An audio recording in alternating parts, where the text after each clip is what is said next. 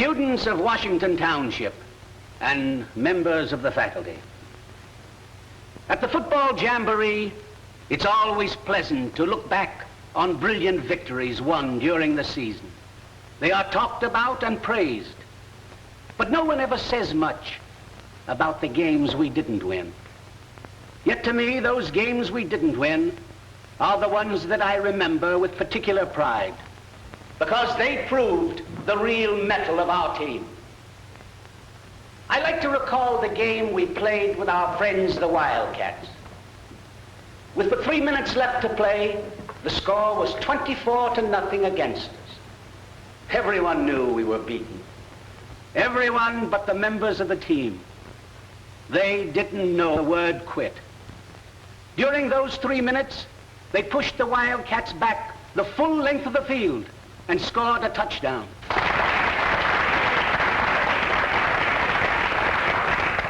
Our boys didn't win the game, but they won a greater victory in character and courage and that never-say-die spirit.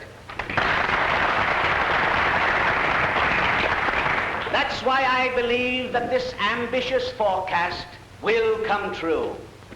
It is that spirit that builds champions. Indeed, it is that spirit that has built America.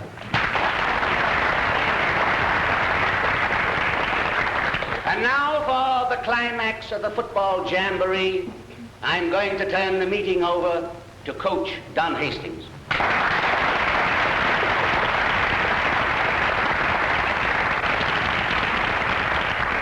Thanks a lot. Every year about this time, we get together to present Letterman sweaters to the members of the varsity squad. No one but a football man knows how precious these letters can be, or what they cost. Money won't buy them. They must be paid for with brains and sweat, self-denial, bitter disappointments, but above all, by devotion to the team and the ideals of good sportsmanship. It's a pretty big price. One that only men, real men, are willing and able to pay. This simple letter is the highest honor the school can give. But there's one higher honor. At the end of the season, the team itself selects one of its members as being most worthy of receiving the honor award for the most valuable player of the year. Now, he may not have made the longest runs, he may not have scored the most points, but he is the one whom they consider has contributed most in spirit, in courage, and in self-sacrifice to the success of the team as a whole. This year, the award goes to a member of the team who gave so much that he cannot be here with his teammates. He is at home in bed because of distinguished service above and beyond the call of duty.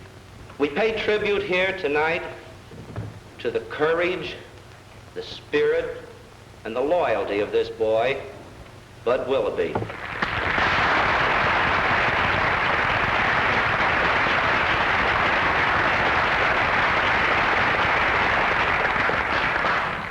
In the absence of our guest of honor, I would like to present the honor award to his mother, Mrs. Willoughby. Hooray for Bud Willoughby!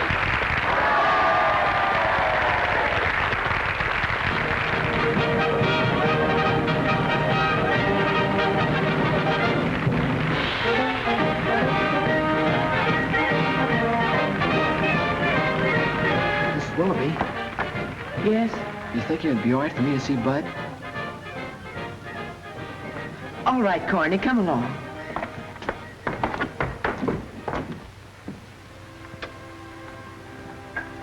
How do you feel, son? Oh, okay, Mom. How'd things go? Fine. Oh, Bud, I was so proud. Here, for you. Look, Mom, slick, eh? Boy, oh boy, oh boy. This is something. Look, another surprise. A visitor. Come in, Corny. Corny. Hi, Bud. Look at the guy, will you? All decked out in sweaters and awards. Listen, Guy, the fellas are all waiting for you to get out of bed. How about it? Leave it to me, Corny. I'll be out of here in no time, won't I, Mom? Yes, darling, of course you will. Pretty soon you'll be up and about, walking and running, just like when... Just like when everything was all right. Say, I'll be out of here quicker than you can say Cornelius Robinson. Yeah, sure you will. Well, I guess I better be going. Goodbye, Bud. Goodbye, Mrs. Willoughby. What are Bud's chances? Well, it's hard to say, son. But Mrs. Willoughby said Bud was getting better. How about it, Doc? Well, to be perfectly frank, he isn't showing any improvement in spite of all her optimism. You mean, then, that he hasn't a chance? Oh, on the contrary. I would say positively that he can recover. In fact, I've already sent x-rays of this spinal concussion to some of the country's finest diagnosticians. And they all agree. Well, then what's holding him back? Oh, lots of things.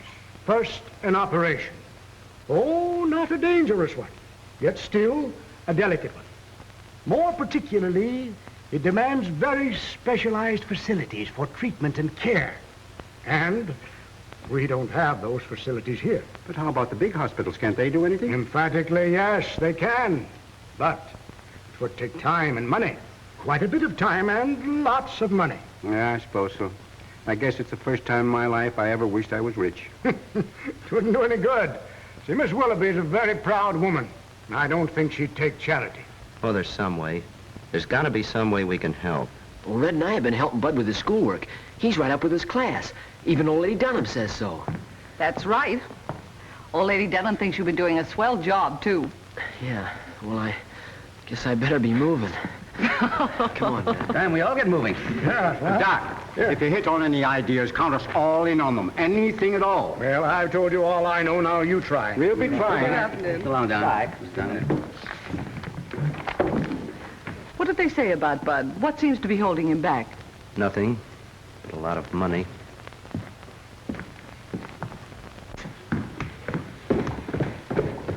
Don, Mrs. Willoughby doesn't blame anyone. It was just one of those things that happened. That's right. Just one of those things.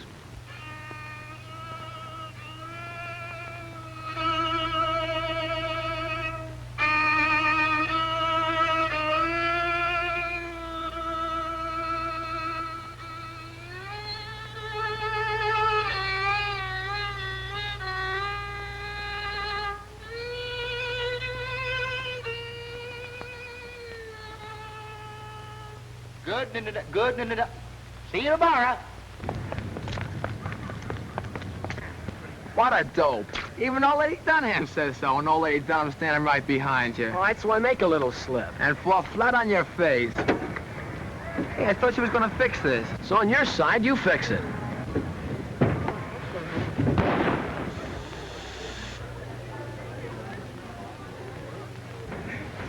All right, it's on your side. You fix it. I liked what you said today about the devotion to the team and the ideals of good sportsmanship. Thank you. You can be proud of those boys, Don. What's wrong? Well, I am proud of them. I know them, working with them. I know what they put into the game. I know how much they can give. And I'm tossing the Hastings football system out the window. Because of young Willoughby? Oh, not entirely. There's just something wrong. I guess I haven't got what it takes. Oh, that isn't true. Look at the record. But it isn't your fault. You tried. See here, during a game, a good coach knows when one of his players is confused, outguessed, worn out. And no matter how hard that boy is trying, a smart coach sends in a substitute. Well, somehow I think that rule ought to work both ways. Maybe a substitute ought to have a chance. I sent in my resignation today. Oh, why, Don? Why? Oh, maybe because of some of that devotion to the team, ideals of good sportsmanship. Remember? Hey, Stu, come here and listen to this. Beautiful dreamer, awaken to me. What's the idea? I should drop everything just to listen to some guy warble? Listen. Awake unto me. That was J. Russell Brown singing Beautiful Dreamer as the concluding number of this station's Christmas dinner benefit. If you have enjoyed this program, won't you please express your appreciation in the form of a contribution to help provide a Christmas dinner for those less fortunate than yourselves? Hey, do you feel an idea coming on? Do I? Hey.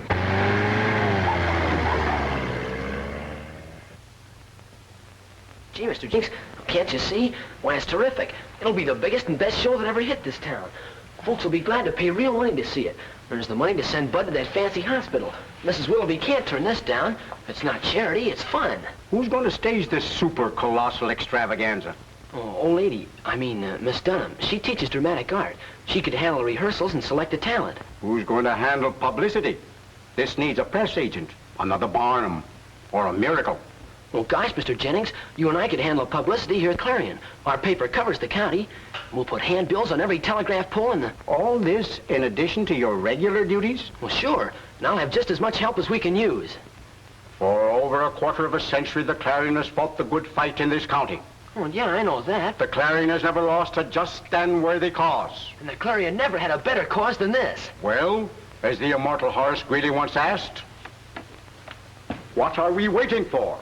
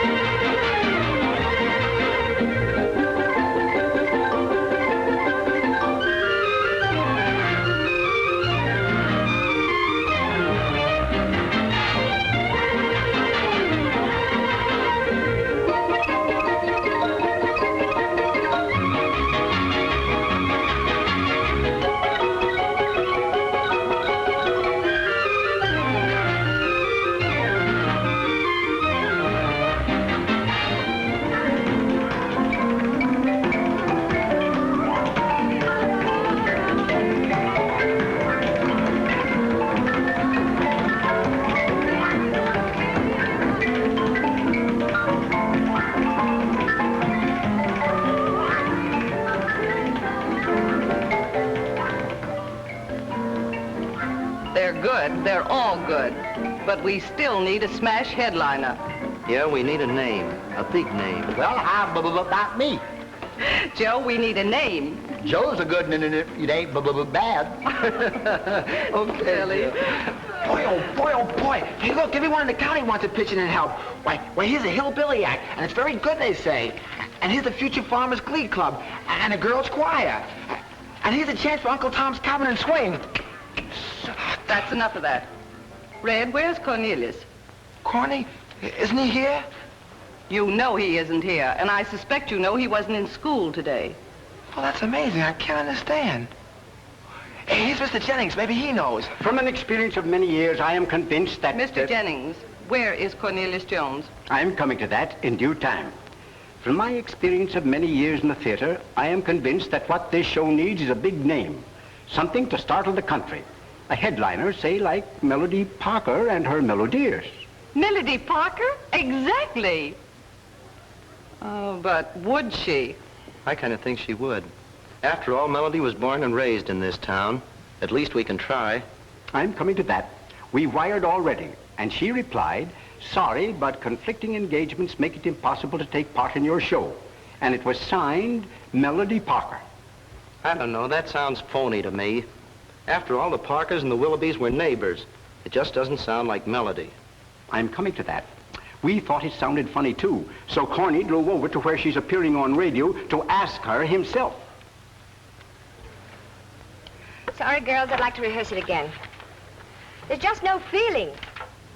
I want to reach people through their hearts, not just through their ears. Come on, let's try it again.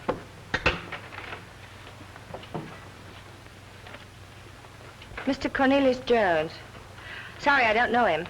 We're awfully busy. Probably a song plugger. Go out and give him the rush. Cornelius Jones. This sounds corny to me. Corny. Corny Jones. Wait just a minute. All I want to know is, did you really send this yourself? Corny Jones! And grown up. And I mean grown up, too. Look at you. Oh, next, Melody. Answer the question. Did you really mean this? never saw it before this moment. Max, what does that mean? Sure, I sent the telegram, so what? You got a radio performance here that morning, and a long ride to your next personal appearance. You can't make them benefits. Max, you're a good agent, but you don't understand. These are my people, my home folks. We might be able to pay your railroad fare. Thanks, Cornelia. We have our own bus. Let's see, Saturday morning we broadcast from Springfield, and if we left right after the broadcast... Listen, Corny, it's going to be a tight squeak, but we'll make that show if we have to bust to something But tight. Melody, you can't... Whoa! Thanks a lot. Sweet.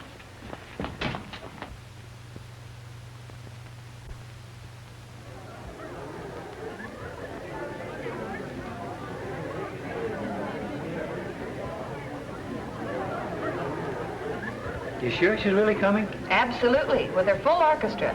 First hometown appearance. How many, please? I sure wouldn't want to miss that. Oh, of course not. How many, please? Well, you better give me 6. Everybody in the family will want to come. I knew she'd come. Melody's a real neighbor.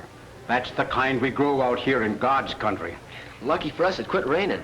Looks like a sellout. Ah, my boy, the magic of that name would fill the house, even though they walked through fire to come.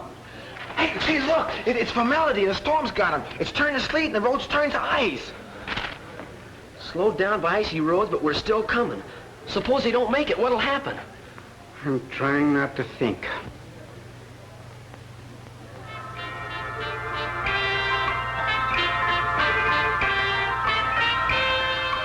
Sold out. Every seat in the house. Any more and we would have had to hang them on hooks. Shh. Hello? Yeah, just read it. Yeah? Yeah? Okay.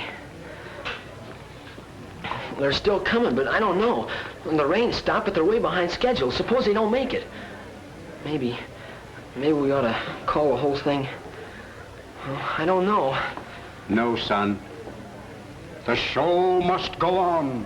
It's the tradition of the theater.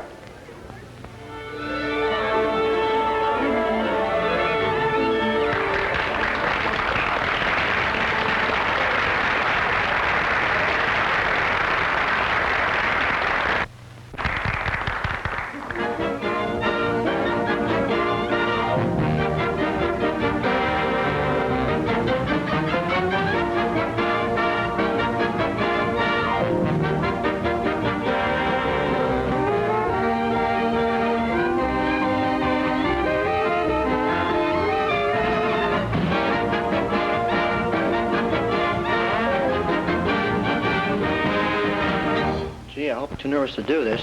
Go ahead.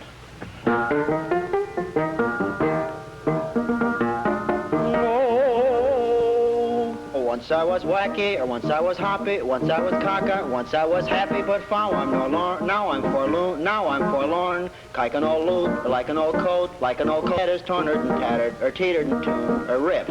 Left in this wide world, left in this wide world to meep and to warm, or to warp and to meme, to work with a worm, to weep and to mourn. Be made by a true, be trued by a mood, betrayed by a trade in her means, or a meat in her trains, or a girl in her 20s. Now this lady that I moved, or this moose that I loved, this girl that I loved, she was handsome and whole, handsome and swell. And at night all I trued her, or tried all I plued her to knees, or tried all I knew her to please. But I never could cleave her, I never could port her, I never could please her 1/4 so well as the flan the mying, or the my and the flanning, the man and the trying floppies, or the flopping tripoos, the flying trapeze. Oh, he oats through the flare, or flies through the oats, he flies through the air with the 8th degree, the greatest of ease. This marrying young Dan, this danning young mare, this daring young man on the trying floppies, the flopping tripoos, the trooping parallel bars.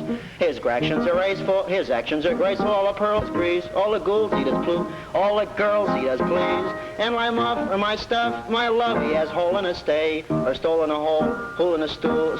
I knew I'd forget those lyrics.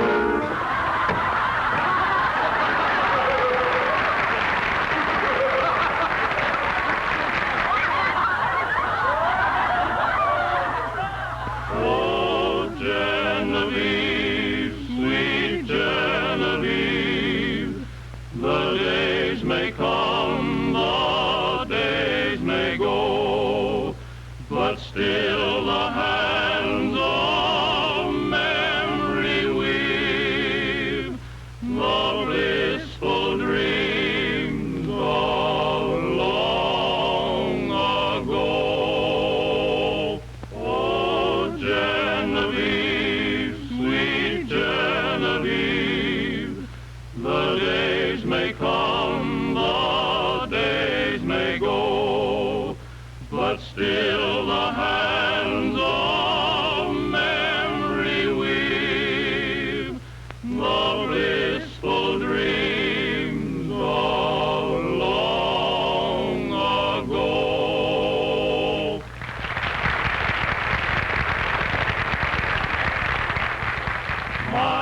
wife and I live all alone in a little brown hut we call our own. She loves gin and I love rum. Tell you what it is, don't we have fun? Ha ha ha, you and me. Little brown jug, don't I love thee? Ha ha ha, you and me.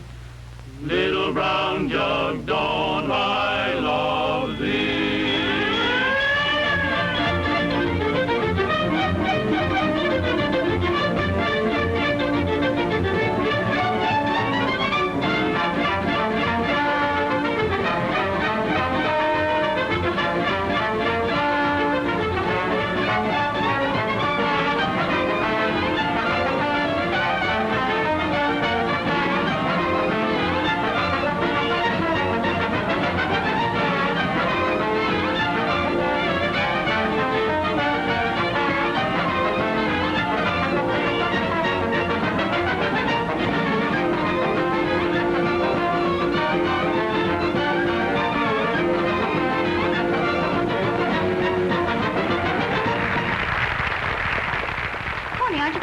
Show?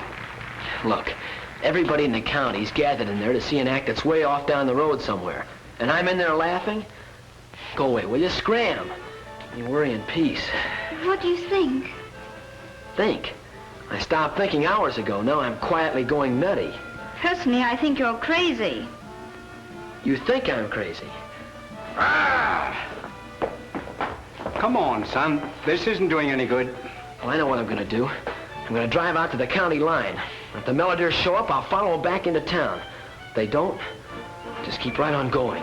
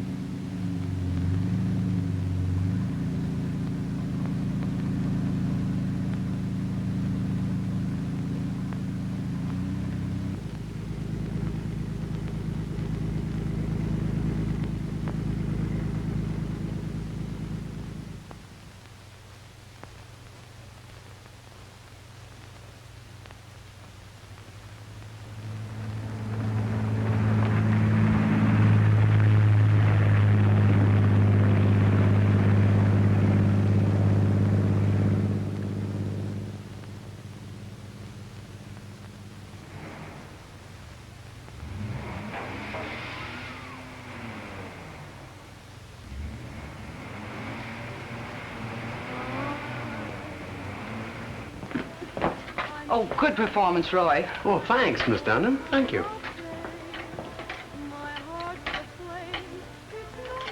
Don.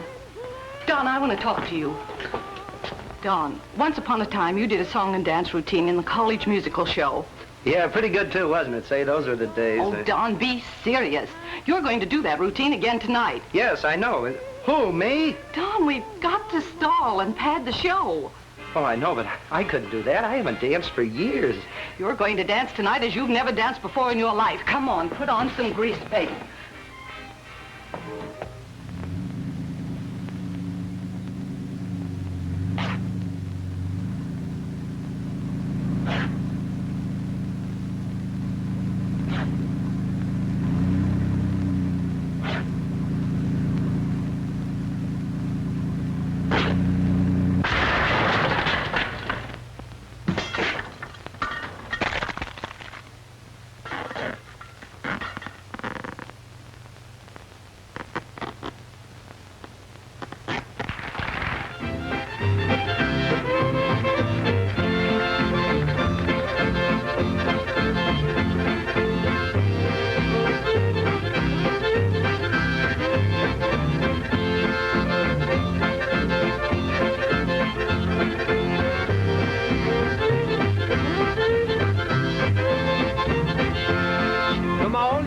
figures to watch cute figures climbing up the golden stairs. If you think you do, they'll treat you mighty rude climbing up the golden stairs. Old Peter looks so wicked when they ask you for a ticket climbing up the golden stairs. At the sight of $50, he'll grab you by the collar and fire you up the golden stairs. Don't you hear that fiddle singing? How sweet I do declare. Don't you hear that guitar ringing? Climbing up the golden stairs.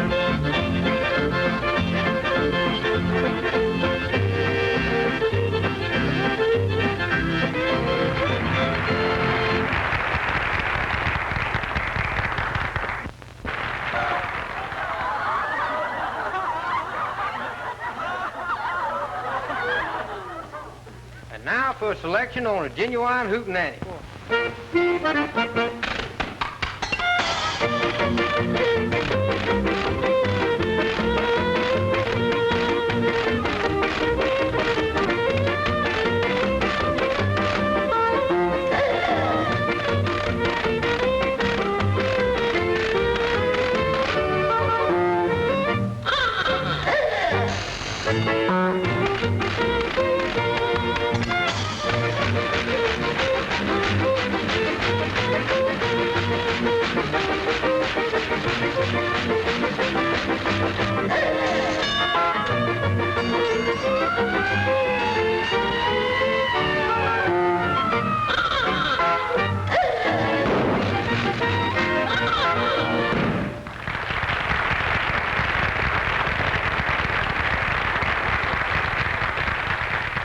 Yeah, it's tough, Mr. Drummond. Golly, I'd like to help you out, Corny, but the folks took the car and went in town to the show. Oh, well, thanks anyway.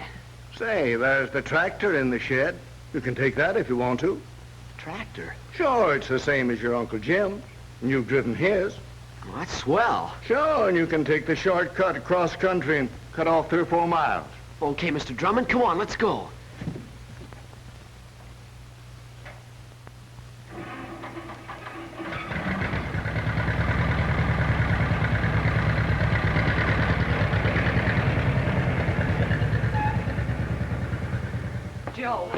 Joe, chance, go out and play the broom. Do you mean you really let me go out there and play it? Yes, of course. Oh, well, I better tune up. Oh, Fred, can't you go out and do something? You're an old trooper. Well, I used to be with a medicine show, but my goodness, that's 10 years ago. Oh, never mind that. Anything. Come on, Fred. Please go out and do something. Now I broke my... Well, how do you like that? You know, brother, that 80% of the aches and pains that mankind suffers from today can be traced to your liver. I don't mean yours, brother. I mean everybody's. I had a man come to me not long ago. This fellow said to me, he said, Brother Hodges, my mother-in-law's dying, and I want to help her. Some foreign doctor here in town, a nail in it. Fellow by the name of Dr. Potts. Maybe some of you folks know this Dr. Potts. Big reputation. Had 3 towns named after him back east. Pottsville, Pottstown, and I forget the name of it. It don't make any difference. Friends, I don't care what's wrong with you. If you're sick, if your socks are falling down, I can help. Look, I'm going to have my agents pass through with some of these bottles in just a minute. The price is $1. Or you can buy them at any lunch counter. Any lunch counter, that is, that's got a drugstore can say.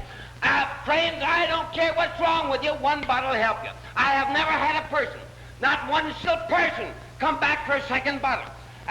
What do you want a bottle? Look, brother, I want a...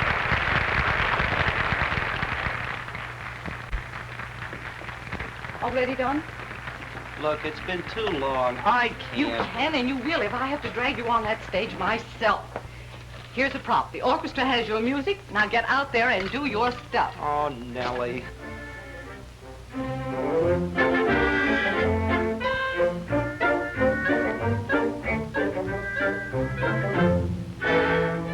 Look, it's the coach. Something wrong? Hey, Coach. Hey, let's go. Oh, no. Oh, yeah. Go on.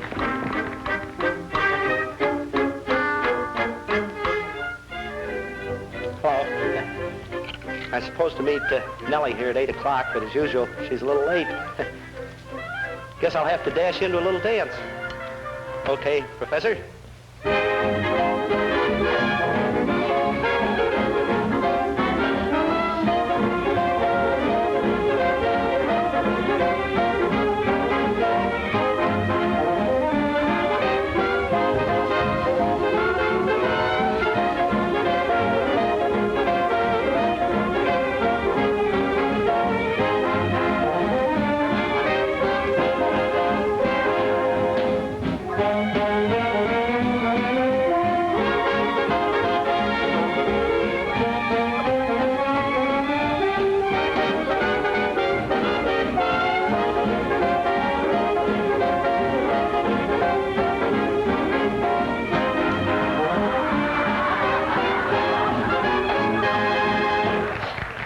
That's over.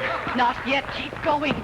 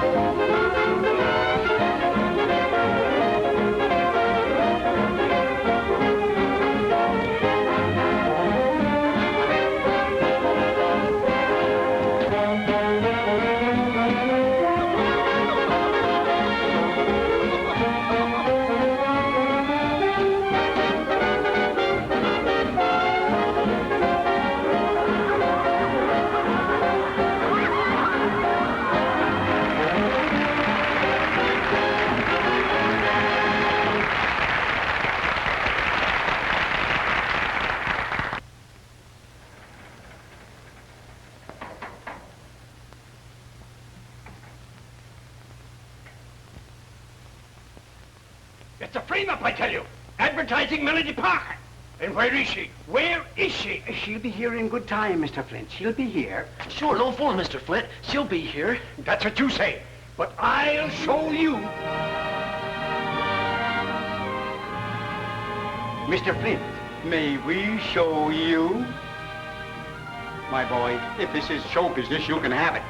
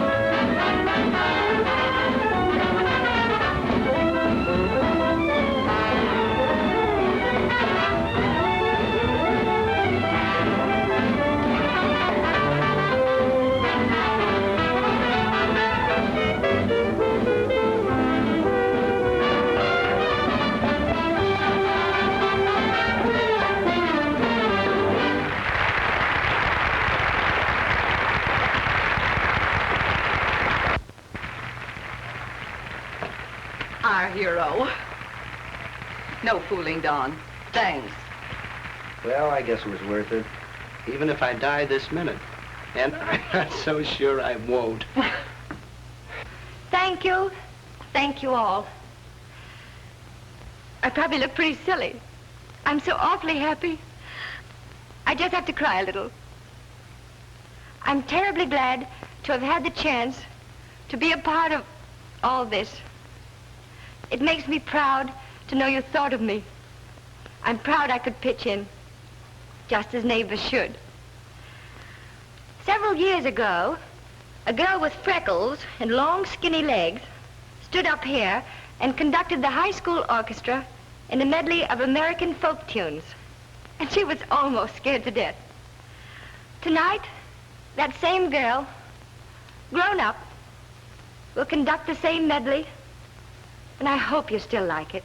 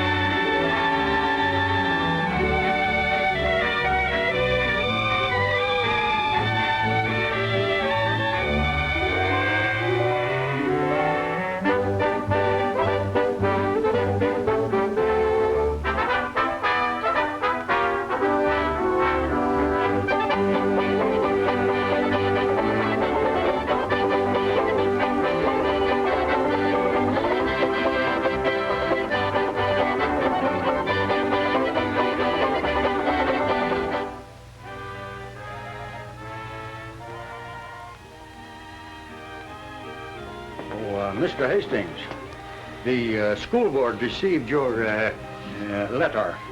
Yes, I know. But they haven't seen it. No? No.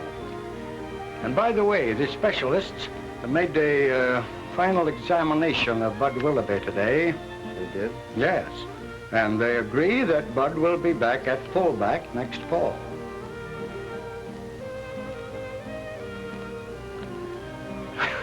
Would you like to tear this up, or shall I? Well, personally, I think I'd like to eat it.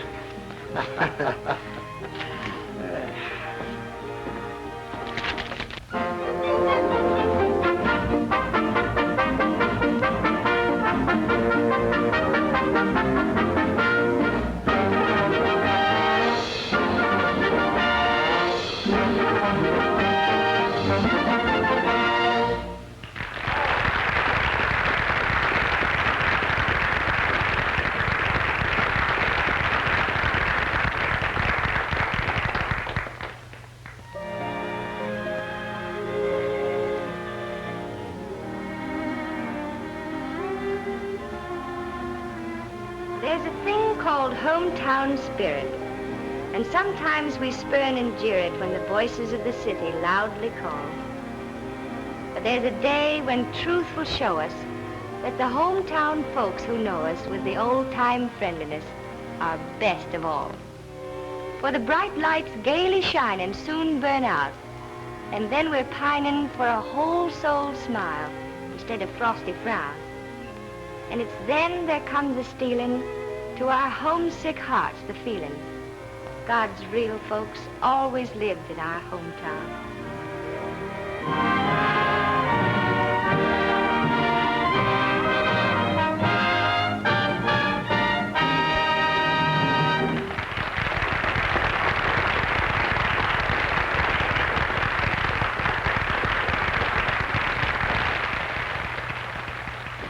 young man.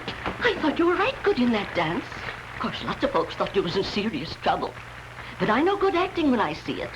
And I'm putting you on the Ladies' Aid Christmas party program next Saturday.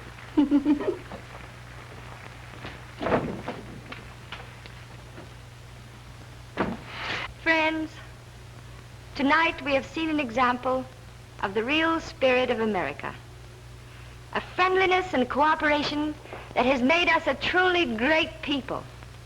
And now, more than ever before in our lives, we should be thankful that we are Americans. So a salute to you who make up the backbone of freedom. A salute to the real America.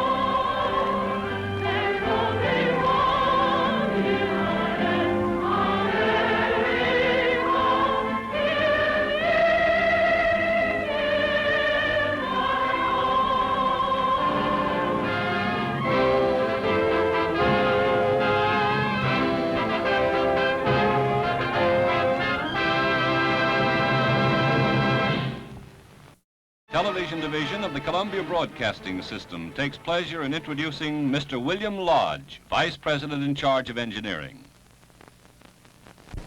How do you do? We're going to show you some colored film. This film was shot in Studio 72, a CBS color television studio in New York City. We've done this because it is so difficult to explain with mere words all of the activity, equipment, and apparatus that is used in a color television studio. You'll not only see the equipment in the studio, but I'm sure you'll recognize in color the faces of a number of performers you see on your home screen. We take you now right into Studio 72 by film. First, we'd like to show you what a color television camera looks like. The camera on the left is the CBS Chroma Coder camera. The much larger camera on the right uses a separate camera tube for each of the three basic colors. Now let's watch a color show actually in rehearsal. This is a rehearsal of the color version of Toast of the Town. There's Ed Sullivan talking to Marlo Lewis, the producer of Toast, and Richard Lewine, the executive producer of CBS Color Television. They've been discussing and planning this show for 8 weeks prior to this rehearsal.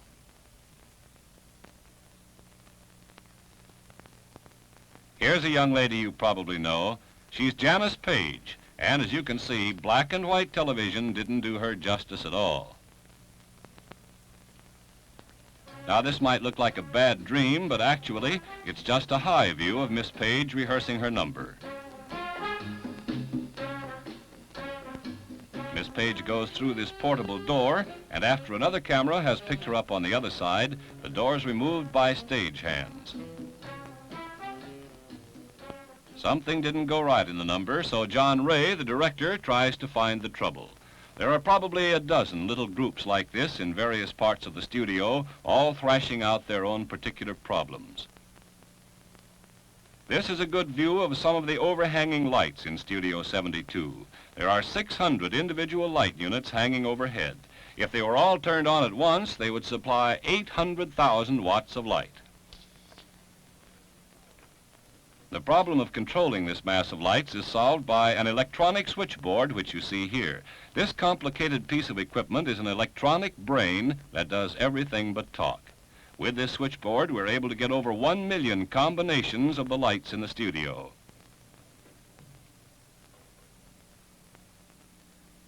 This part of the switchboard is called the preset dimming board. Those white things you see are small dials that can be rotated by hand. To make a light brighter, you simply rotate the dial that controls it till you have the degree of brightness you want. The unique thing about these dials is they not only control each light individually, but that combinations of them can be dimmed to the proper degree and set up ahead of the time you want them.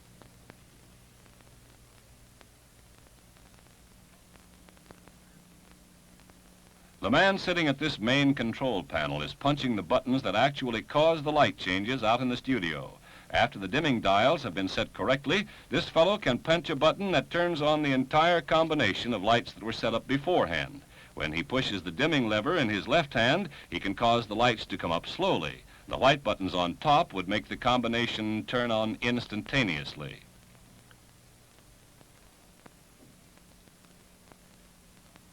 This is the place where the lights in the studio are actually plugged into the electronic board. The operator is connecting up various combinations of lights from the studio to the dimming board.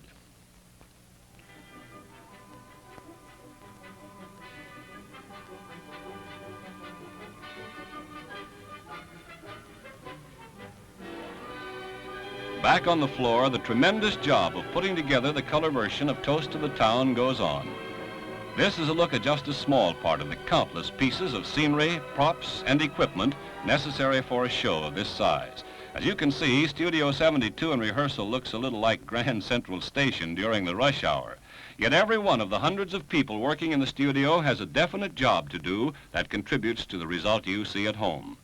You're now standing on stage looking toward the audience and control room. Notice that every inch of the stage is painted with some kind of design. This is important in color work because the natural gray floor would ruin an otherwise colorful scene. Everything that's put in front of the color television camera must be approved not only by the producers and directors from the artistic point of view, but also by the technical staff of color experts. The attention to every detail is shown by this fountain set. The painted floor pattern, the costumes, even the colored water in the fountains all combine to make this happy result.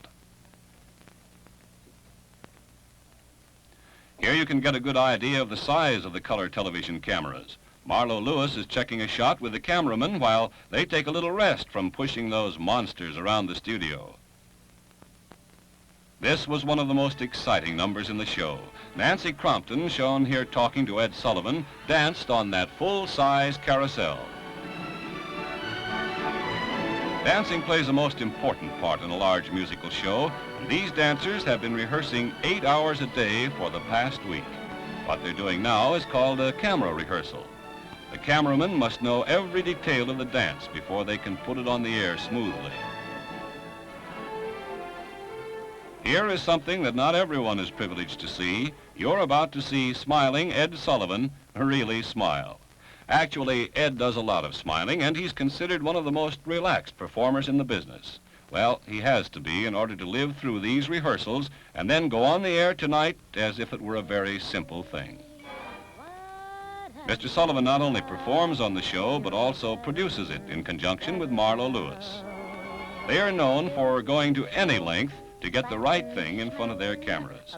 Here's a good example right here. This is Eartha Kitt's number. That's not enough if you haven't. The furs the girls are wearing are worth $1 million. They're also wearing a jewel collection valued at $2 million. And if you look closely, you can see 2 of the many guards that were on stage at all times. This is a good place to see the mic boom and the camera crane at work. The mic boom is that long pole-like thing that's always hovering over the heads of the performer. Its purpose is to pick up anything the performer says or sings. As you can see, the camera crane is capable of rising above the action on the stage and shooting down from an angle that would be impossible for ordinary floor cameras. It takes the perfect coordination of 5 men to follow Miss Kit with this camera.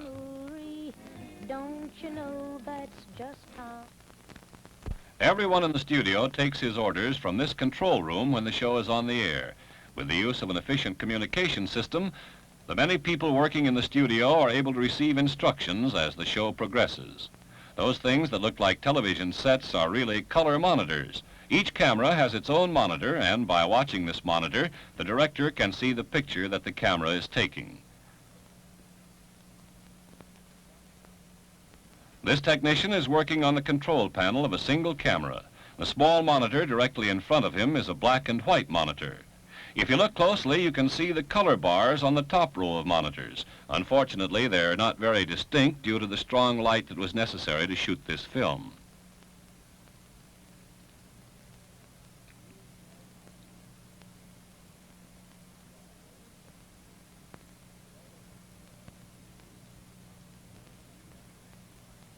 If you can visualize 30 to 40 men in the studio all doing a job like this man is doing, you will perhaps get an idea of the complexities of the technical end of color television.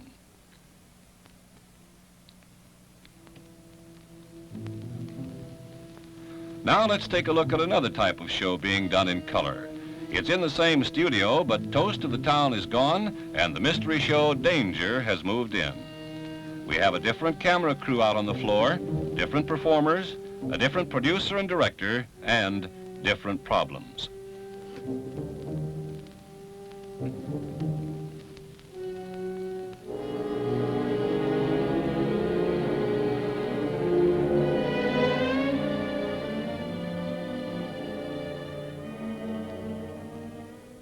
The man in the blue suit coat is Byron Paul, the director of Danger. As the director, Byron has had to adapt himself to color in the same way as the technicians and engineers. He must be acquainted with every problem that might arise in the course of bringing his show to life.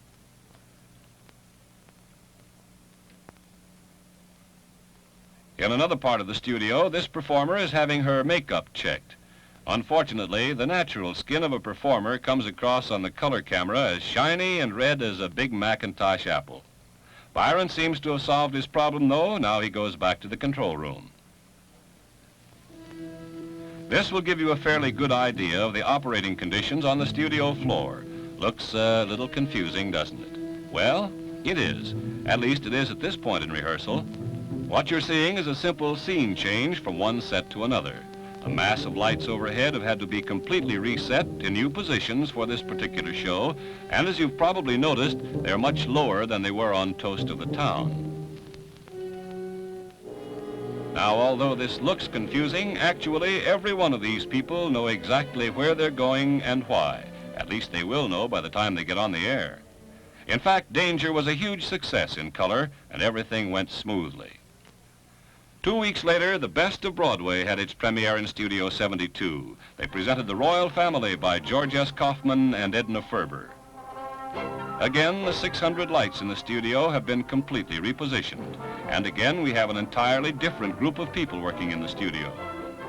Here's something that happened in rehearsal that was not seen on the air. When Frederick March made his entrance here, one of his fellow actors carried a parrot on his shoulder. The parrot was supposed to sit quietly and behave himself, of course, but at this very moment, the bird became bored with the whole thing and decided to fly around and look things over. Helen Hayes, Claudette Colbert, and Frederick March waited patiently while the parrot's trainer was summoned and the bird captured again. A monkey was supposed to be used in this scene also, but he didn't like the way things were going at all, so he climbed up into the overhead lights and stayed there till the performance was over.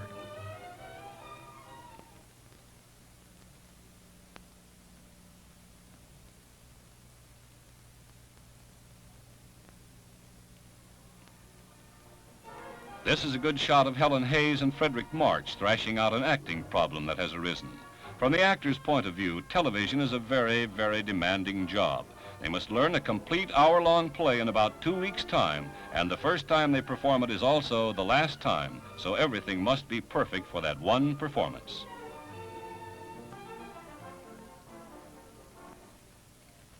This scene with Charles Coburn gives you an idea of the detail and authenticity of the scenery. In black and white television, a slightly ragged piece of scenery wasn't too noticeable because it didn't come across on the camera. Well, in color television, everything must be perfect. Absolute realism is required because the color camera shows exactly what it sees.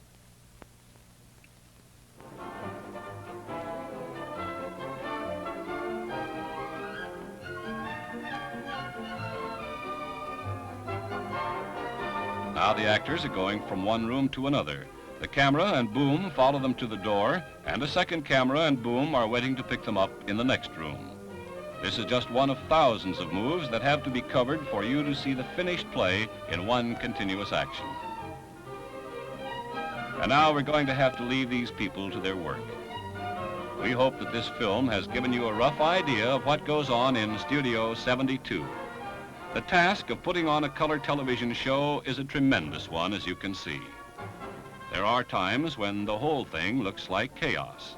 But actually, it's organized chaos, and there comes a moment before airtime when everything makes sense to everyone. And the result is what you see at home. Great musical shows. Exciting dramatic productions.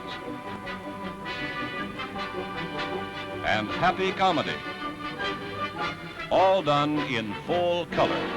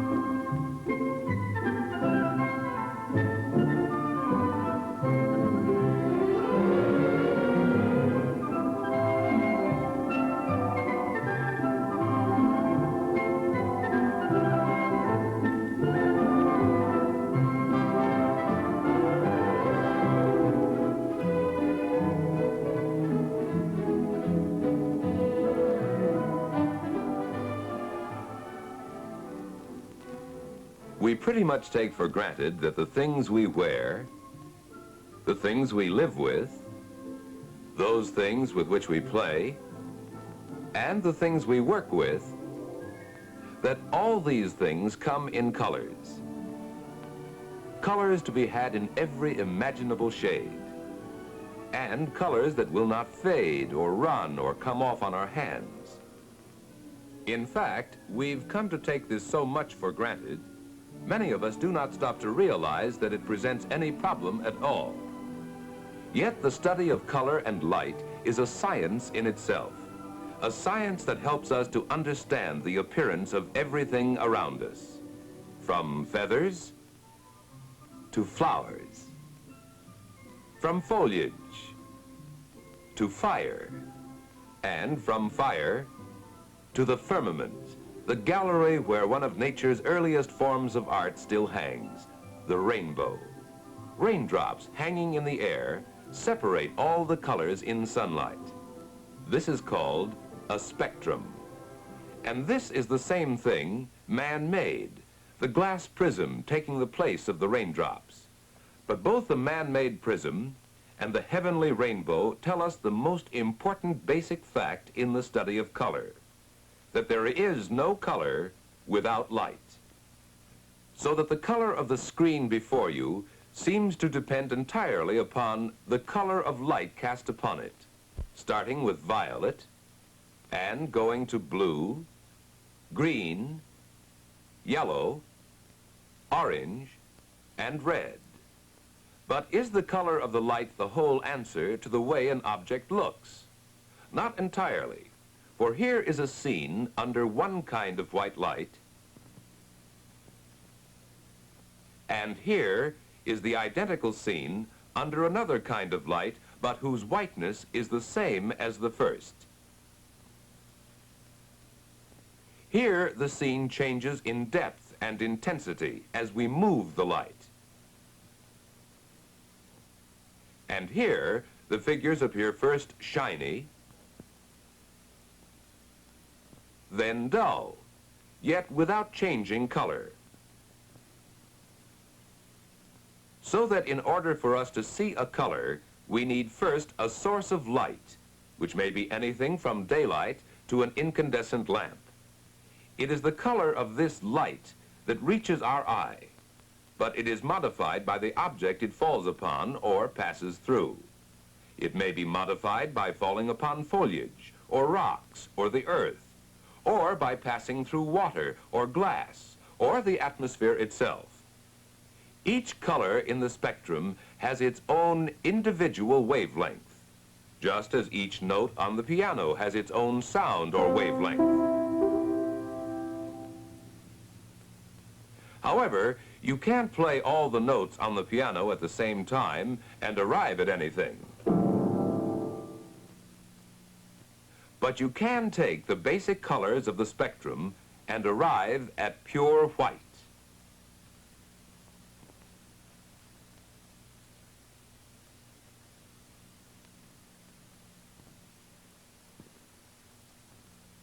From these 5 principal colors come thousands of combinations and variations, shades and hues, all appearing differently under different conditions of light and pigment. Yet that part of the spectrum visible to the human eye comprises only this much of the entire electromagnetic spectrum. That is, of all the forms of electromagnetic energy shown on this chart, these are the only ones we can actually see. We cannot see radio waves, X-rays, radar waves, ultraviolet waves, or any of the others. These wavelengths range from the extremely short ones of X-rays and gamma rays, with wavelengths of a millionth of an inch, to those of the longest radio waves, some of 100 miles and more. However, despite their extraordinary shortness, wavelengths of light can be measured more accurately than any other physical quantity. And this has enabled us to make some headway in the complex study of light and color. As we can see, violet at the one end has the shortest wavelength, while red at the other end of the spectrum has the longest wavelength. We know that all electromagnetic waves, including light waves, travel at the enormous speed of 186,000 miles per second. Let's slow this down a bit so we can see what's happening. But let's keep on assuming the beam is still traveling at that tremendous rate, and in a vacuum or in free space. Because when it suddenly has to pass at an angle into a transparent material, like water, the direction of the beam is changed, like this, since it is slowed down considerably by the denser medium, so that the light beam is actually bent or refracted when passing from one medium into another. And this is why an object seems to bend when placed in water. Its direction seems to be altered. The lines on a printed page appear to be in a different place when seen through a piece of glass like this. But the bending, or slowing down, is different in this medium. The amount of bending or slowing down is called the refractive index of the given material. Yet this isn't all that takes place. We also get a reflection of a portion of the beam. This happens whenever there is a change in index from one material to another, in this case, from the air to the glass. Here, with ordinary glass, approximately 4% of the original beam is reflected from the surface. That is, the light is reflected in one direction, like this, but only when the surface is smooth or glossy. When the surface is rough, however, the reflected light is scattered in all directions because it is hitting that many more individual surface angles. It is this understanding of the basic behavior of light when it hits an object that underlies all our knowledge of industrial finishes, lacquers, textile colors, printing inks, and all forms of chemical coatings in art and industry. These materials are all basically composed of a vehicle, or liquid, in which are suspended innumerable fine particles of an insoluble substance, sometimes called a pigment. Let's say our vehicle is linseed oil, and our pigment particles are made of the same glass we have seen, ground into a fine powder. We now have the ingredients for a basic form of chemical coating, that is, a vehicle in which pigment particles are suspended. The coating can now be applied to a surface in a thin layer, as we do with paint, for instance. But the story only begins here. Since linseed oil has a different refractive index from air, the beam of light acts the same way as it does when it hits a sheet of glass. A percentage of the light is reflected at the boundary surface between the air and the film of linseed oil. Now let's see what effect the pigment itself has upon the light that enters the film, in this case the ground glass.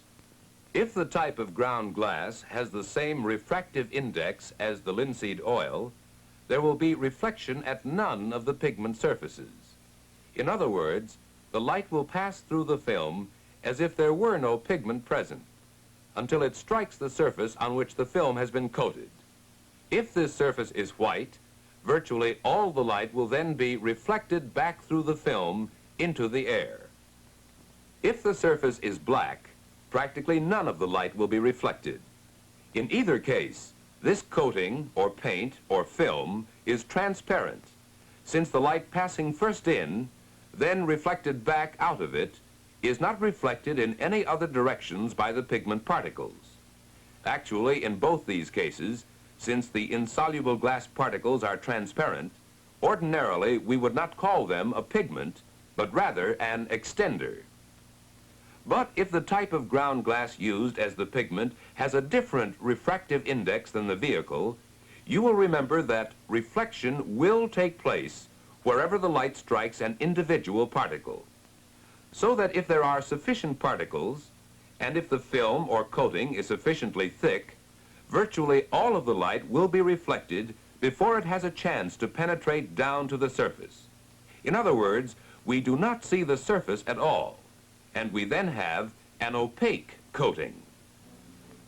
So we have seen that a beam of light is bent when it enters a transparent material. But the amount it is bent depends also on its color or wavelength. A prism inserted in a beam of white light not only bends the beam, but bends each color to a different degree, giving us the familiar spectrum. The index of glass being highest for violet light and lowest for red, we can see then that the violet is bent at the greatest angle, while the red at the other end is bent the least. We also find that there is a difference in the intensity of the individual colors, depending on what kind of light is passing through the prism. In the case of an ideal white light, all the colors would be equally intense. With light from the sky, these colors are more intense. And the spectrum of light from a tungsten lamp results in these colors being the more intense. Here is a colored material, a sheet of red glass. It will be easier to understand the behavior of the light now if we think of it as composed of the spectral colors, which are actually inherent in it. What is happening here indicates that the transparent red material has the property of absorbing all the colors of the spectrum except red, which it allows to pass through. The yellow glass completely absorbs violet and blue, but it transmits red and also its own color, as well as to a lesser degree the color green. A green transparent material will of course transmit its own color along with this much yellow and this much blue, but will absorb the colors at both ends of the spectrum. Blue glass absorbs yellow and red and transmits violet, blue, and green in these proportions. Magenta glass absorbs green and transmits violet, blue, yellow, and red in these proportions.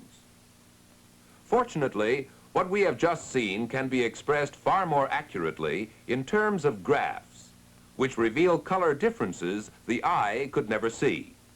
Later, we will show how this ability to define any color really accurately and any shade of that color is of immense importance to all of industry. This instrument, the spectrophotometer, can measure precisely the amount of light absorbed by a given material at all points in the spectrum, and the amount of light which will be transmitted. The whole concept of mass production, in fact, would be impossible if we could not control the matching of the coloring materials used in practically all phases of our everyday life, and if we did not understand this process of selective absorption. For now we know that the pigments in these coatings produce the effect of color in the same way as the colored glass. They are absorbing some colors selectively and transmitting others. And they are acting in the same way as did the transparent ground glass suspended in a transparent vehicle. In fact, let us think of this pigment as red glass, finely ground and incorporated in a similar transparent vehicle, the same red glass through which we passed a beam of light a moment ago. Although this beam appears to the eye as white light, we now realize that it is actually composed of the 5 basic spectral colors. We will see that each of the ground particles of red glass acts in the same way as when they were all together and forming a solid sheet of red glass. In other words, each particle has the property of transmitting red rays freely and of absorbing all other rays. That is, all the colors but the red will be absorbed by the red particles, and only the red rays will be able to penetrate downward through the transparent vehicle. Now, if, as we have shown, the pigment has the same refractive index as the vehicle, no reflection will take place. This means that the red rays will continue unobstructed and undeviated until they strike the surface on which the film has been spread. If that surface is white, the red rays will bounce back up through the film again and into the air, and we will have a transparent red. If, however, the refractive index of the pigment is not the same as that of the vehicle, and if there are enough particles, all of the original red beam will be reflected before it has had a chance to reach down to the surface. This film will be opaque, and the original color of the surface, white, will have no bearing on the color the eye would see, red. Now let's see what happens when we mix colored inks. The color yellow is first printed on a white page. Then on top of it, a blue-green color, cyan blue. Most people assume that blue-green and yellow will make green. But actually, since no color can be made where it didn't exist before, it is more accurate to say these two colors leave green. In other words, the green was not produced by magic.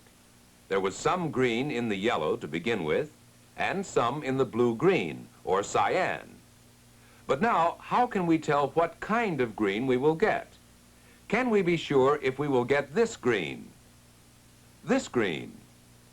or this, or this, or this? This happens to be the right green for this particular blue-green and this particular yellow. But the point is, we can accurately predict which green it will be out of the thousands of different kinds of green there are by means of the reflectance curves for the original blue, green, and yellow. First, let us find out what is happening.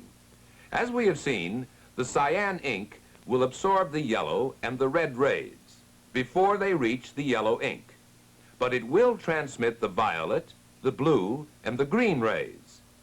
The yellow ink, however, will, as we know, absorb the violet and the blue rays, transmitting only the green rays, that is, allowing them to strike the white surface of the paper and bounce back up into the air. What we finally see then is the color green where the blue and yellow inks overlap. And we can tell exactly what shade of green it will be by translating this information into the form of a graph. Here's the reflectance curve for the blue-green ink. And here's the reflectance curve for the yellow. Obviously, we can see at a glance where in the spectrum we are going to come out. Green.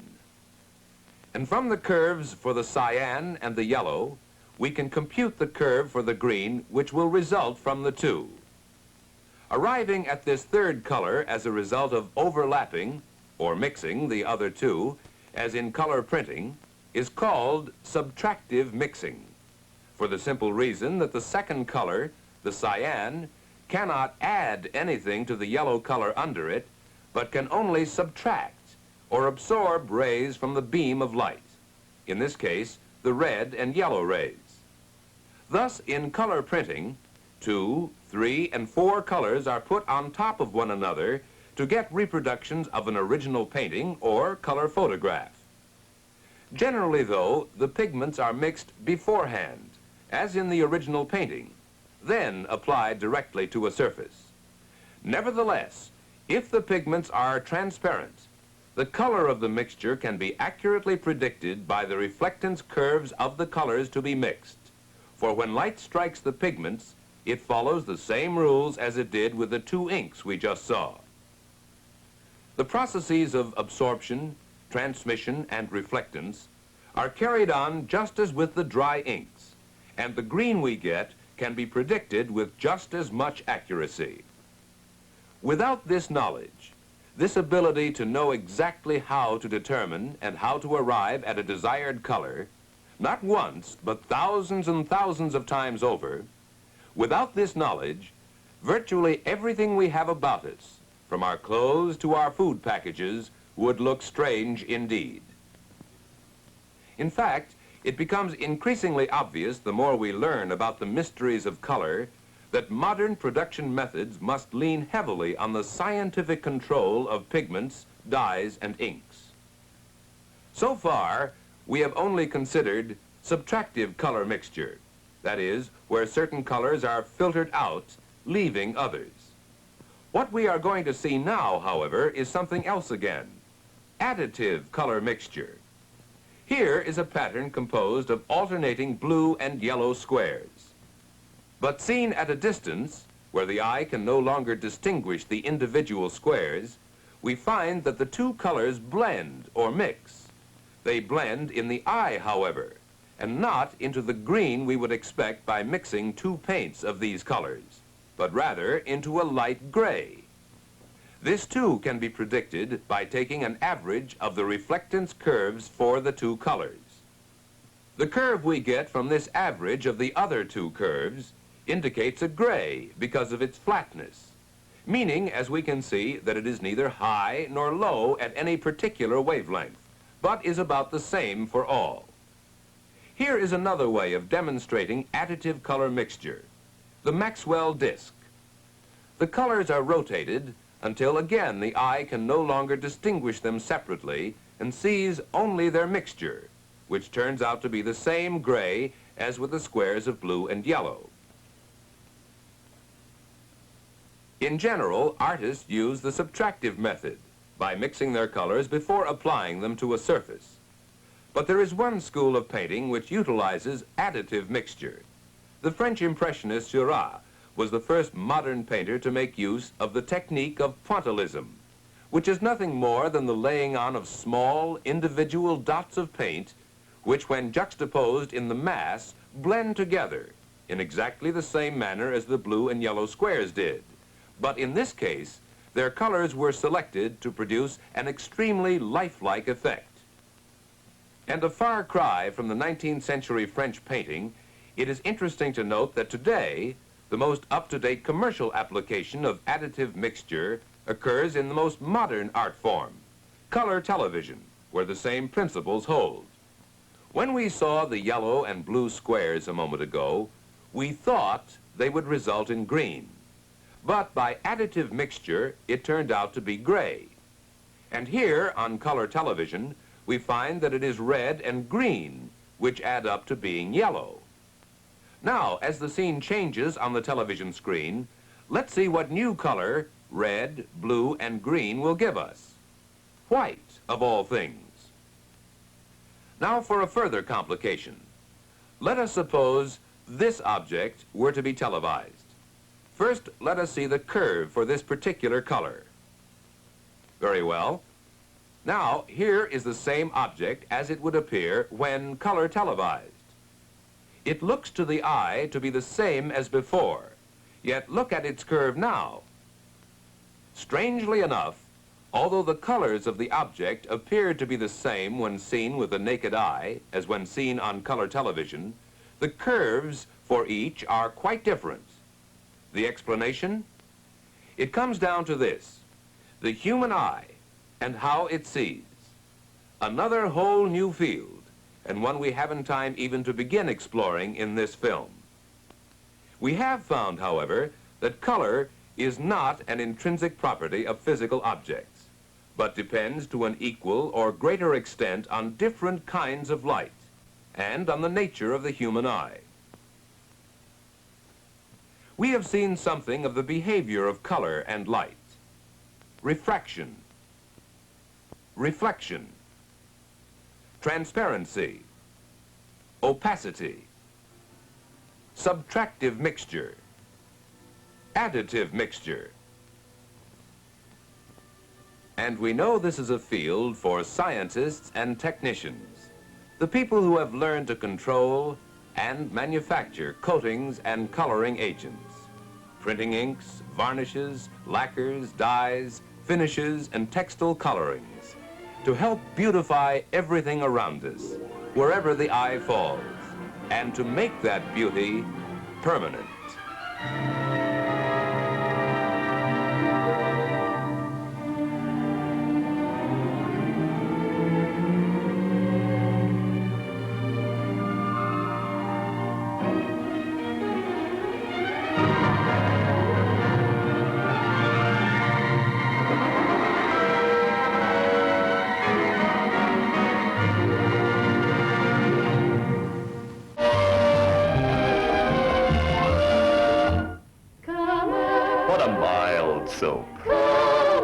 What an exquisite perfume. What creamy lather. And besides all this, your first cake of camay can bring a softer, smoother skin. Camay, camay.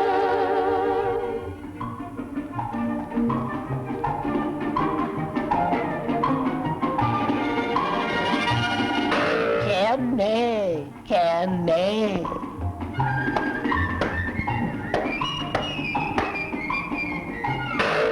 Camay, camay.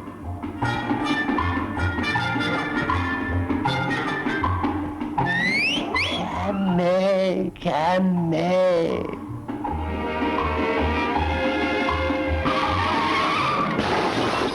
Camay, camay.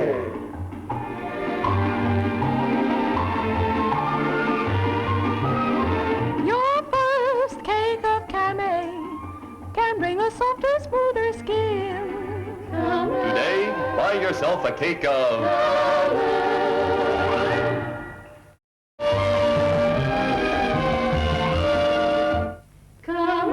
What a mild soap. What an exquisite perfume. What creamy lather. And besides all this, your first cake of camay can bring a softer, smoother skin. Camay, camay.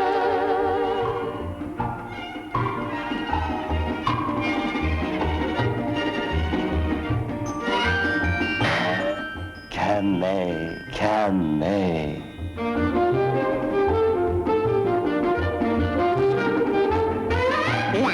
Camay, camay.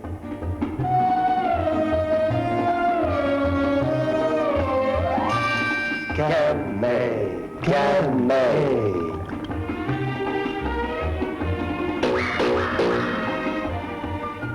Camay.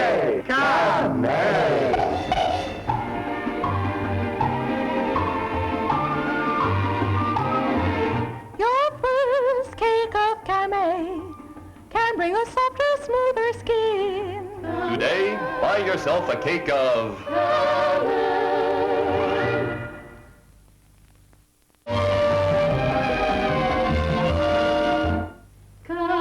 What a mild soap.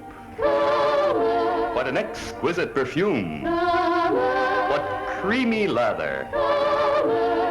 And besides all this... Your first cake of Camay can bring a softer, smoother skin.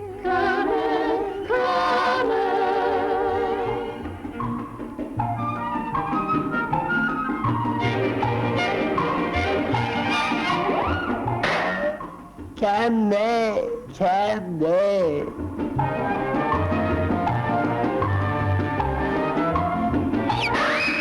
Camay, Camay. Camay, Camay.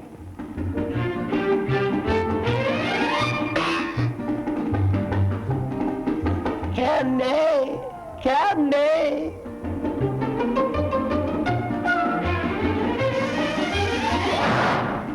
Camay, Camay.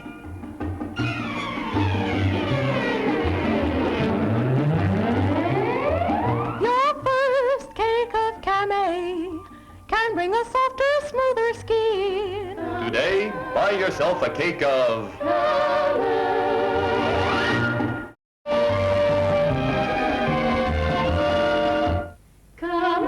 What a mild soap. What an exquisite perfume. What creamy lather. And besides all this... Your first cake of Camay can bring a softer, smoother skin. Camay, Camay.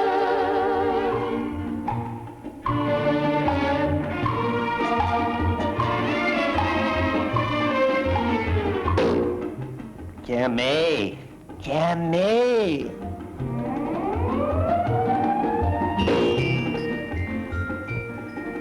Jammy, Jammy.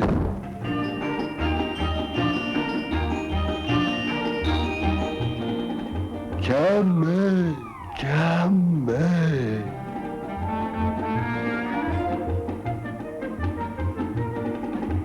Jammy, Jammy.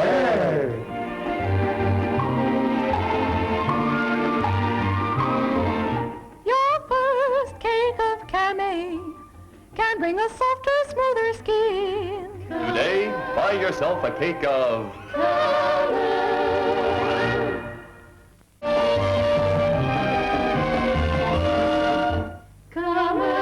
What a mild soap. What an exquisite perfume. What creamy lather. And besides all this... Your first cake of Camay can bring a softer, smoother skin. Camay, Camay.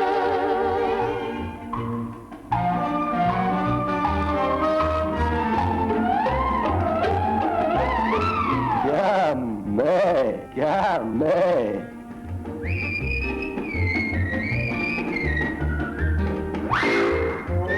Jammy, Jammy.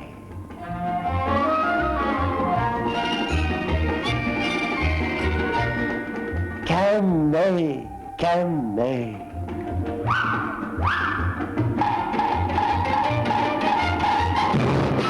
Jammy, Jammy.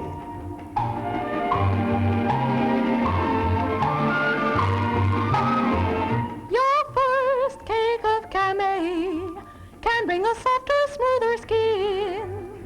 Today, buy yourself a cake of...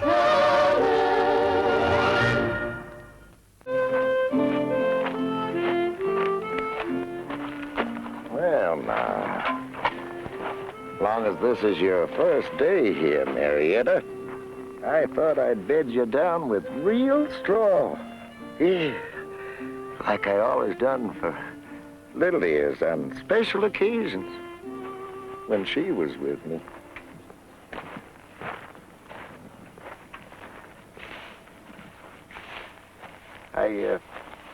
I hope you'll turn out to be as good company as little ears was. Probably be a mite lonesome here for you at first.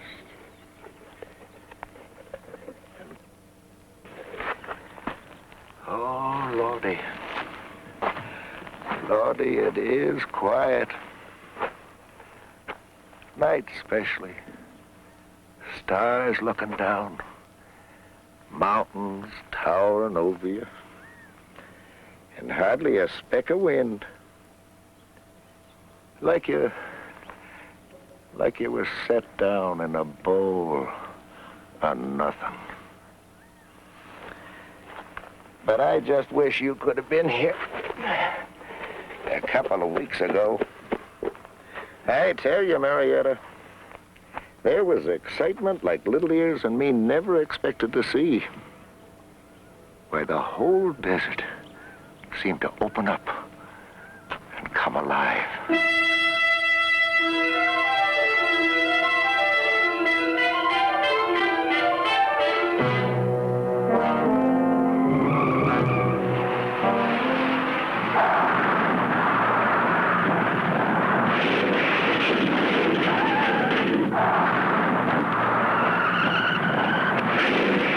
Woke up one morning, and by jingles, I thought them space fellas was landing by the sound of it. And as far as I know, the government hadn't no inkling they was coming, and it'd be up to me to hold 'em off.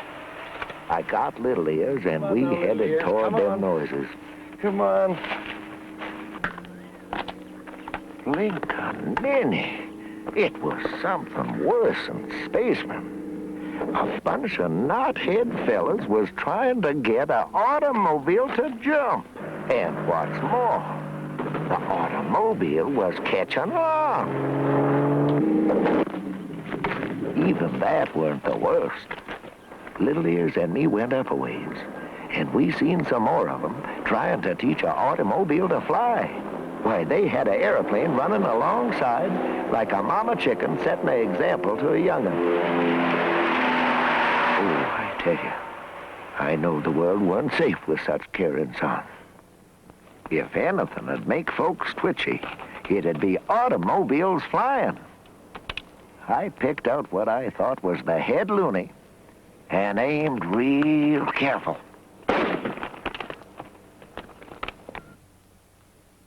Hey! Now get to your feet and come this way, you varmint! Hands over your mangy head there. What's the matter with you, Pop? What's the matter with me? Well, I'll tell you.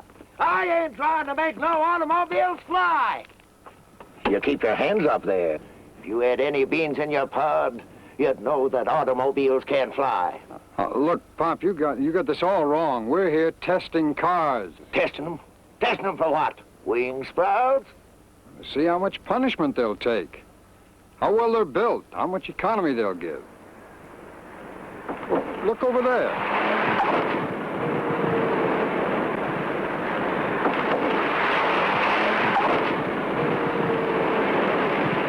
This shows the ruggedness of the car's frame, suspension, and steering controls. Yeah, and I suppose by making them jump, you test their drumsticks. Oh, the jump test provides us with tremendous impact. Lets us judge the safety factors that we've built into the frames. And the flying? Acceleration. We're matching the quick takeoff of our engines with that of the airplane's engines. Power to accelerate quickly is safety insurance in highway driving. Well, now, look, Pop, these fellas have to go back to work. Why don't you and I walk around and see what's happening? Well, come on, Little Ears. So many unnoodled fellas around here. I don't want to take no chance on leaving you here alone. Now, over here, we're giving a car the roughest possible treatment. This isn't anything for you to try, remember? Just because a car is able to do it doesn't mean that a driver can. Gee, horse of that. Well, this makes sure we have matched strength part for almost anything that happens, no matter what. I didn't think there'd be enough left of that fella to dust a fiddle with.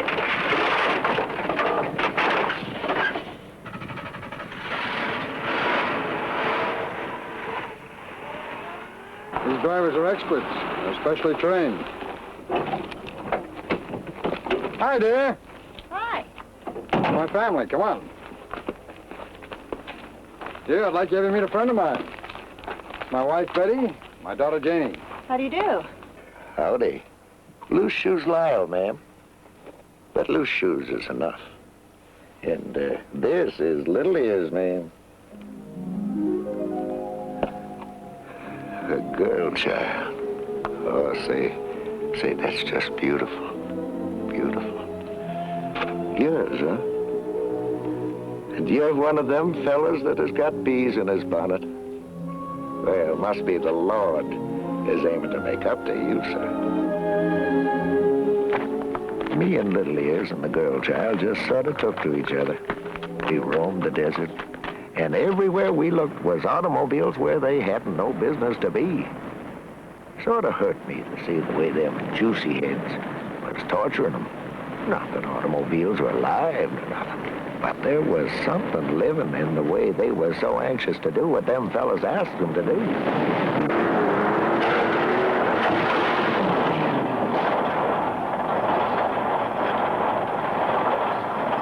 Little Ears felt the same way I did. The girl child, well, she didn't have eyes for nothing, except Little Ears. A nice thing to see them two. We didn't stop for more than 2 weeks. I couldn't help but admire the way they took so much pride in trying to prove their automobiles and freight wagons was safer. Then, just when it looked as if things was simmering off, the girl child's mom and papa come along and said they was putting on a celebration, especially for Little Ears and me, and would we come? And what do you think that celebration was? Why, them scramble-brain fellas pretended they was road agents and a posse with automobiles.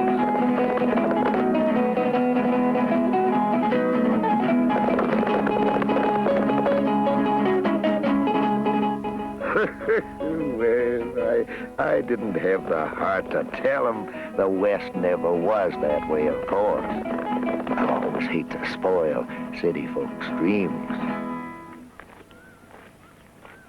Finally, the time came. It was all over. They'd rode their automobiles like they was trying to chin the moon, and still hadn't been able to smash 'em.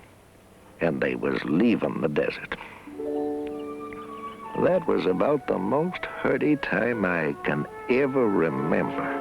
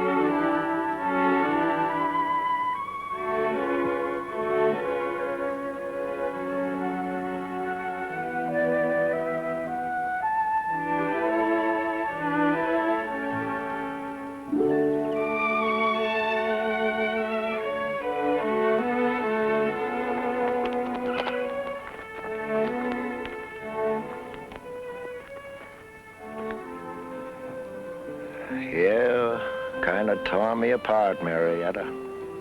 Especially after I got back home and I'd look out here and Little Ears wasn't where she always was. I tell you, this morning when that freight wagon rolled up here and you was in it with a tag on you saying, "To Uncle Loose Shoes with love from the girl child." Well, I want to tell you, Marietta, I just bawled like a baby. Hard to believe a young'un could be so thoughty when her daddy's one of them fellas with no beans in the pot at all.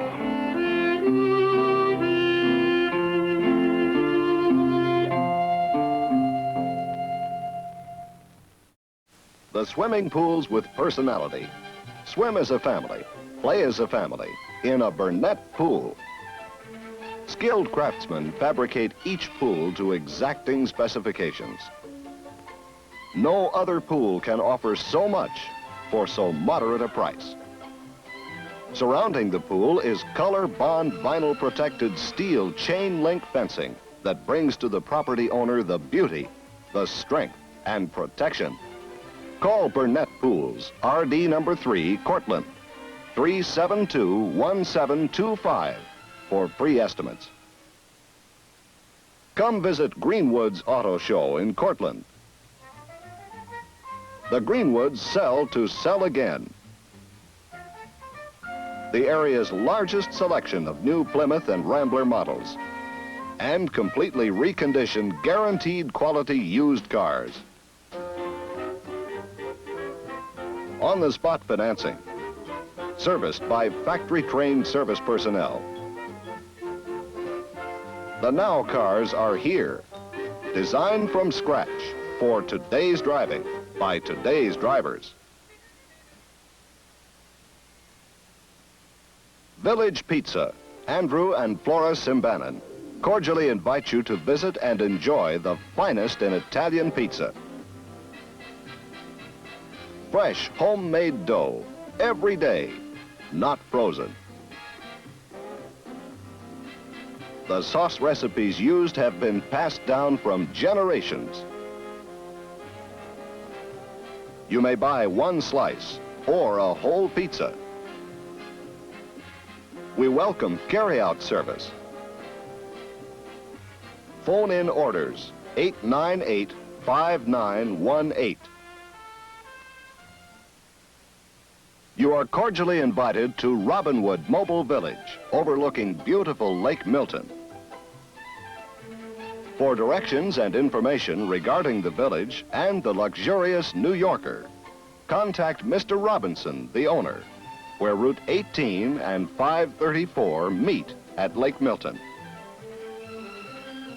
The New Yorker features silent flow heating, 16 by 12 living room, parquet wood flooring, and the beautiful 2-door refrigerator.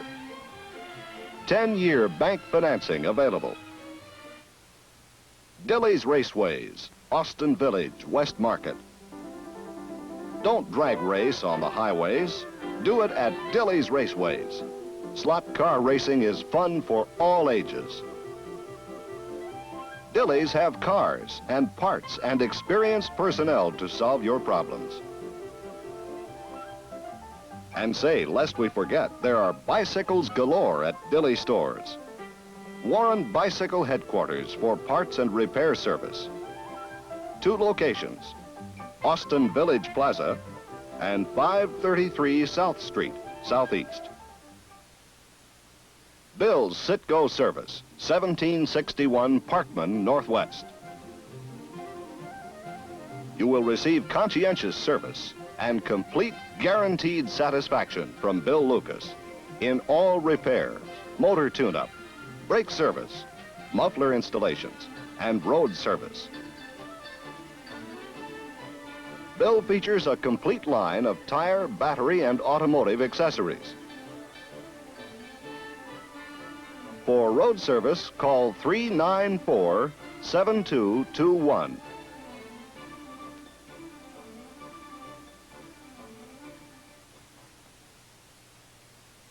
Pudgy Family Restaurant, 2727 Parkman Road. Have yourself a never-to-be-forgotten experience. Come dine with us. A daily special for less than $1. Delicious chicken, fish, breaded veal, or pork chops, and many other mouth-watering delicacies, such as ribeye steaks, open-faced steak sandwiches, T-bone steaks.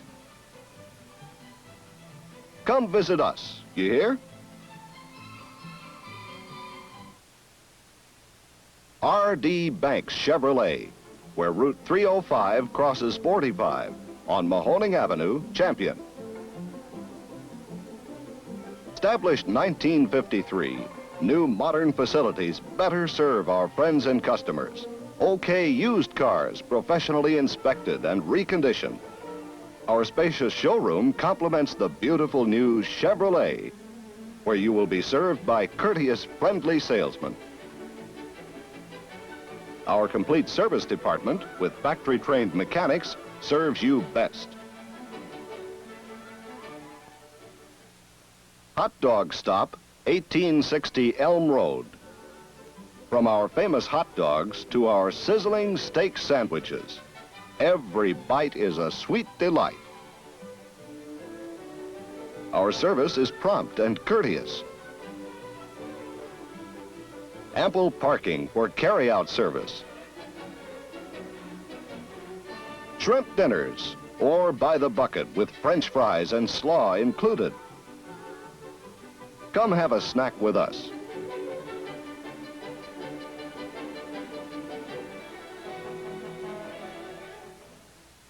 Hopper's Mobile Home Sales, Venice and Tiffin Avenue, Sandusky, presents the dream come true among mobile homes. Functional beauty in every room. A variety of extras in draperies, furnishings, and appliances at unbelievably low prices. Long-term bank financing. Experience the cozy feeling that can only come from a personal inspection.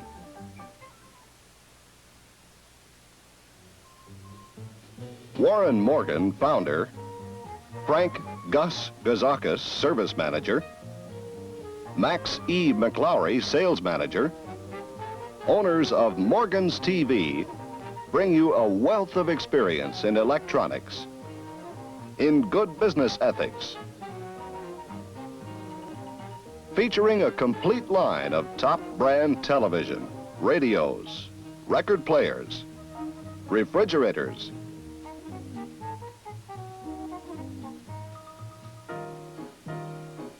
no down payment.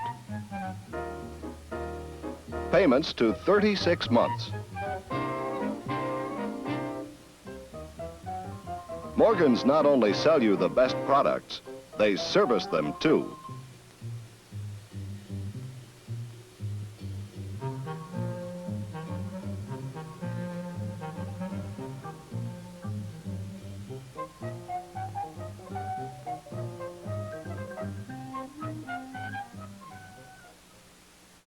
Lawn Dry Clean, Port Clinton Plaza, provides the most modern equipment available.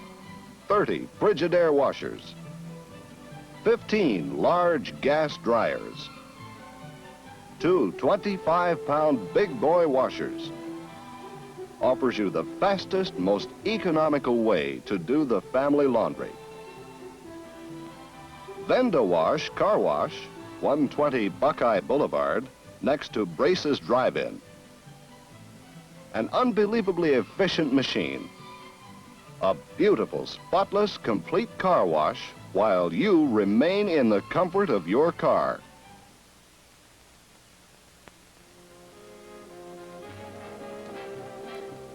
Casa Roma Italian-American Restaurant, Main Street, Marblehead, Ohio. Mr. and Mrs. Dominic Malfara and family cordially invite you to visit and enjoy the finest in Italian food. The recipes have been passed down from generations back. Complete carry-out service, including ice for the sportsman, and every need.